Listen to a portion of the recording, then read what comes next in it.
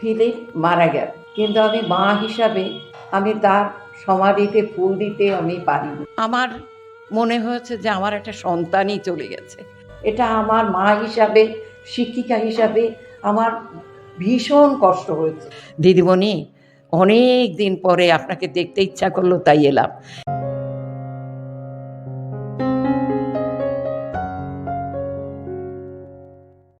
নমস্কার, ডিবি নিউজে আপনাদের স্বাগত।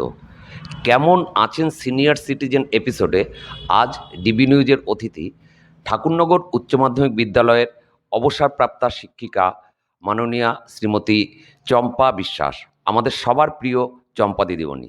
দিদিমণি, ডিবি নিউজে স্বাগত। হ্যাঁ, নমস্কার। দিদিমণি, শরীর কেমন আছে? আমার শরীর ভালোই। শরীর ভালো আছে? হ্যাঁ, আমার শরীর মোটামুটি ভালো। সময় কিভাবে কাটছে এই অবসর? 2013-তে আমি রিটায়ার্ড করেছি। তারপর থেকে আমার স্কুলে কোনো অ্যানথ্রোপোলজি টিচার আসেনি। সেই ছেলেমেয়েদের দায় বা তাদের দায়িত্ব সব আমার পরে এসে পড়েছিল। সেই জন্যে আমি ভালোই ছিলাম, কারণ আমি সপ্তাহে 2 দিন স্কুলে যেতাম, 11-12 ক্লাস নিতাম, তাদের প্র্যাকটিক্যাল করাতাম। আর আমার স্কুলের যে দিদিমণি মাস্টারমশাইরা আছেন, তারা প্রত্যেকে আমাকে প্রচুর সম্মান করতেন। বিশেষ করে সুভাষিসবাবু তার দিদিকে, দিদি কেমন আছো, দিদি তুমি আসো, দিদি তুমি বসো, মানে তাদের কাছ থেকে আমি প্রচুর সম্মান পেয়েছি এবং এটা আমার জীবনে একটা বিরাট গর্ব এবং মনে খুব আনন্দ আমি পেয়েছি এবং আনন্দেই আমি ছিলাম। কিন্তু এই কতদিন আমি স্কুলে যাচ্ছি না, মানে স্কুল ছুটি রয়েছে, তার জন্যে আমি বাড়িতেই থাকি বেশিরভাগ সময়। এ প্রসঙ্গে আপনাদের জানিয়ে রাখি, দিদিমণি 2013 সালে ঠাকুরনগর উচ্চ মাধ্যমিক বিদ্যালয় থেকে রিটায়ার করার পরে এতদিন পর্যন্ত আজ 2024 সাল ঠাকুরনগর হাই স্কুলের অ্যানথ্রোপোলজির টিচার আসেননি। দিদিমণি শুধুমাত্র নিজের তাগিদে নয়, সমাজের তাগিদে, ছাত্রছাত্রীদের তাগিদে সপ্তাহে 2 দিন করে ঠাকুরনগর হাই স্কুলে এসে অ্যানথ্রোপোলজির ক্লাস নিয়ে যাচ্ছেন এখনো পর্যন্ত। আগেকার দিনে যে ছাত্রছাত্রী, সেই ছাত্রছাত্রীদের সাথে এখন ক্লাস নিতে গিয়ে ছাত্রছাত্রীদের মধ্যে কোনো পার্থক্য কি খুঁজে পান? হ্যাঁ, এটা তুমি ঠিক বলেছ। আগেরকার ছাত্রছাত্রী, তুমি দেখেছো তো, আমি অ্যানথ্রোপোলজি ক্লাসে যেতাম, আমার স্কুলের হল ভর্তি হয়ে পেছনের দিকে ছেলেরা দাঁড়িয়ে থাকতো এবং সেটাকে কন্ট্রোল করার জন্যে হেড স্যার শিশিরবাবু পাশে এসে দাঁড়াতেন। এত ছেলেমেয়েরা আমি পড়াতাম, একদম নীরব হয়ে তারা শুনতো। আমি নোটস দিতাম, তারা আমার নোটস নিয়েই তারা পড়াশোনা করতো। এরকম আমার ছেলেমেয়েরা ছিল। আর বর্তমানকালে আমি স্কুলে যাই, আমার আমার তাগিদের থেকে আমার ছেলেমেয়েদের তাগিদের কথা চিন্তা করে আমি এখনও স্কুলে যাই, কিন্তু তাদের স্কুলে তাদের ক্লাসে আমি মনোযোগী হতে দেখি না এবং সব ছেলেমেয়েরা স্কুলে আসেও না। এর জন্য কাদের দায়ী করতে পারি? কি আমরা অভিভাবকরা, না ওদের?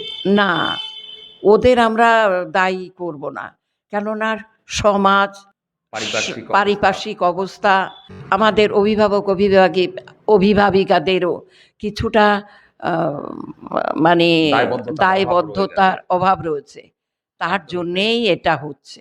প্রাক্তন সহকর্মীদের সাথে দেখা হয়, যোগাযোগ হয়? হ্যাঁ, আমার প্রাক্তন সহকর্মীদের সাথে আমার খুব ভালো রিলেশান মানে রাস্তাঘাটে যেখানে দেখা হয়, দিদি কেমন আছেন, তারপরে তারা আমাকে ফোন করে, যেমন দুলালবাবু, সাধন পাল, এরা সব, অমর বিশ্বাস, মোহিত বিশ্বাস, এরা তো আমার অনেক সিনিয়র, এরা তবুও আমাকে খোঁজ নেয়, আমার সঙ্গে কথোপকথন হয়, দিদি আপনি কেমন আছেন, আপনার শরীর কেমন, আমিও তাদের বলি কে কেমন আছেন, তাদের সংবাদ আমি নেই। প্রাক্তন ছাত্রছাত্রীদের সাথে দেখা হয় বা দেখা করতে আসে? হ্যাঁ, প্রাক্তন ছাত্রছাত্রী রাস্তা ঘাটে যেখানেই দেখা হয় না কেন, তারা এসে দিদিমণি কেমন আছেন প্রণাম করে। এই রিসেন্টলি দিল্লির থেকে আমার এক ছাত্র, সে রিটায়ার্ড করে এসেছে, সে তার বউকে নিয়ে আমার বাড়ি এসেছে। দিদিমণি, অনেক দিন পরে আপনাকে দেখতে ইচ্ছা করলো তাই এলাম। এই যে যে দিদিমণিকে তারা দেখতে এসেছে, এটা যে আমার কাছে কত আনন্দের ছিল তা তোমাকে আমি বোঝাতে পারবো না। আমি তাদের জড়িয়ে ধরেছি, বাবা তোরা কেমন আছিস, তোদের দিদিমণিকে তোরা এখনও মনে রেখেছিস। এরকমই আমার সঙ্গে আমার ছাত্রছাত্রীদের সম্পর্ক ছিল, এখনও আছে। ফিলিপ বাবু আপনার ছাত্র ছিলেন, আবার পরবর্তীকালে সহকর্মীও ছিলেন হ্যাঁ, দীর্ঘদিন। হ্যাঁ। ফিলিপ বাবুর এই অকালে চলে যাওয়াটাকে কিভাবে দেখছেন? এটা খুব প্যাথেটিক। এটাকে আমি মন থেকে কিছুতে মানতে পারিনি। আমার মনে হয়েছে যে আমার একটা সন্তানই চলে গেছে। এরকম এজন্য আমি এত কষ্ট পেয়েছি, তুমি তো সেদিন দেখলে। আমি যথেষ্ট কষ্ট পেয়েছিলাম। মানে ও যে এইভাবে চলে যাবে এটাকে আমি এখনও মেনে নিতে পারিনি। ওর ছোট, ছোট দুটো বাচ্চা মেয়ে, ছেলে, তাদের রেখে ও অকালে চলে গেল। এটা কি মানা যায় বলো? আমি ওর সহকর্মী ছিলাম, দিদিমণি ছিলাম এবং ওর মায়ের মতোও আমি ছিলাম। ওরা আমাকে মায়ের মতন সম্মান করত। ওরা যদি কখনো এক জায়গায় বসে গসিপিং করত কজনা মিলে, আমি ওখান থেকে গেলেই ওরা উঠে দাঁড়াতো, দিদিমণিকে রেসপেক্ট করত। তাহলে ভাবো তারা কত ভালো ছিল, সেটাই তোমাদের আমি জানাই।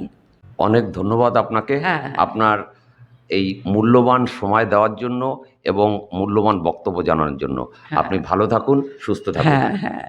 তোমরাও ভালো থেকো বাবা, ভালো থেকো, সুস্থ থেকো, সমাজের কাজ করছো, এটাও আমার খুব ভালো লাগলো।